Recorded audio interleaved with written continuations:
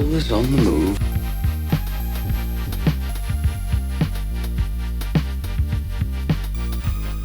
Hello and welcome to the Fanatics of Film, and my name is Ben. Thank you so much for joining me today.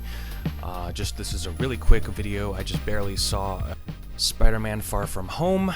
So when I first learned that Captain Marvel, Brie Larson, was going to be in 5 more Marvel movies, I understood that the decision had been made as to which Marvel movies I would skip as part of this new phase. Without respect, we reject. Going in to see this movie, I definitely had a much lowered expectation for what was to come instead of being built in its own universe like the Tobey Maguire and Andrew Garfield films. In these previous iterations of Peter Parker, he had to own his situation and step up from the beginning. In this version of him, he has been almost always overshadowed by Captain America and Iron Man. This means that his growth has to be propelled forward in the story by something unique, or at least in this case, the death of those characters. I am surprised that they even brought about the possibilities that Peter becoming the future leader of the Avengers, because as it's been illustrated and been because Feige is so determined to lie to the general public and try to push the ever so detrimental feminist agenda. The third wave feminism is going to destroy our country. Mark my words, it will. I love women, I respect them, but the third wave feminists will destroy our nation. Anyway, happy Independence Day to all. Everyone, I am grateful to be an American. I am grateful to be in this country. I love my country, and I love our ability to speak freely for now. I know that this ability will soon be taken from us, so I am celebrating it now. Without further ado, I will continue my review of Spider-Man Far From Home. I love how this title rings true in both the physical story and the deeper level of what we're now being catapulted into. Phase 4, this story has this new phase. The story has gone far from all that we have known since the beginning of Iron Man and Robert Downey Jr.'s portrayal of the cynical yet brilliant Tony Stark. If this film doesn't push the story forward, it could get very stagnant and hard to keep the audience's interest going. Part of me likes this film, and part of me hated it. As I stated before, I was pessimistic on the way into the theater this time around because the trailers were absolutely horrible. The more I watch these Marvel films, the more I am turned off by the humor. I mean, I get it. I mean, they were able to create a hit movie formula by turning all these movies into action comedy. I get it. That's the genre of Marvel, essentially, is an action comedy movie.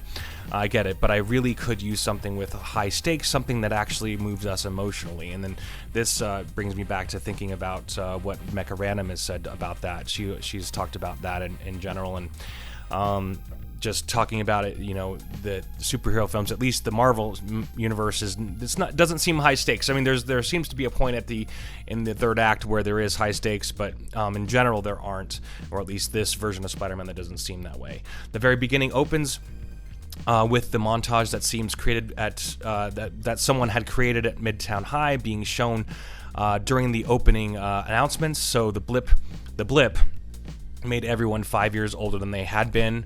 That was kind of a funny moment, having the marching band appear right back in the middle of the basketball game. That was actually pretty funny.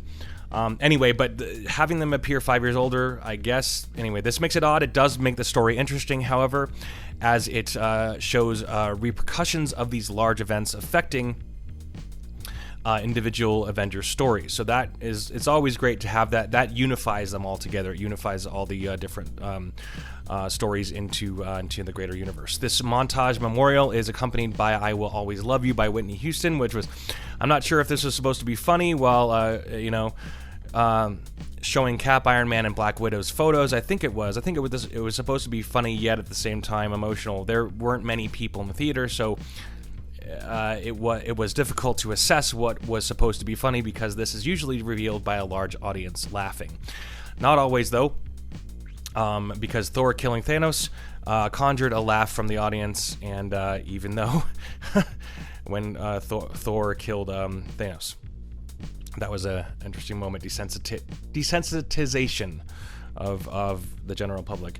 Spider-Man's plan to get a necklace and to create a romantic experience for MJ. This is a little odd because none of that has been set up yet, because all we have seen so far with MJ is that she doesn't care about anything, and that it is hard, she's cynical, that's fine. It's hard for the audience to go to bat for Peter because she seems very aloof to everything, which is, that's the kind of the narrative now. It's just like, why care about most things these days? That's kind of what they're kind of going towards. Why would it be motivated to try to nurture something that seems almost demotivating? Mary Jane's first line, "What up, dorks?" I've been guilty of saying stuff like that too. I'm not like, I get it. I'm not trying to. I don't think that it was a bad thing. It just, I don't know. It's disconnecting. I don't know. I get it. I have the same thing. I've said the same thing to many of my friends. And the more I think about it, the writer is just trying to get us to think of MJ as one of the guys. So I get that.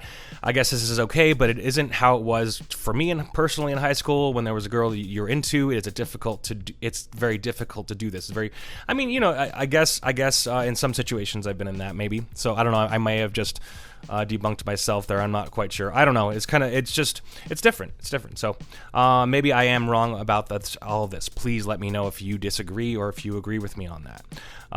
They can't stop but poking fun at old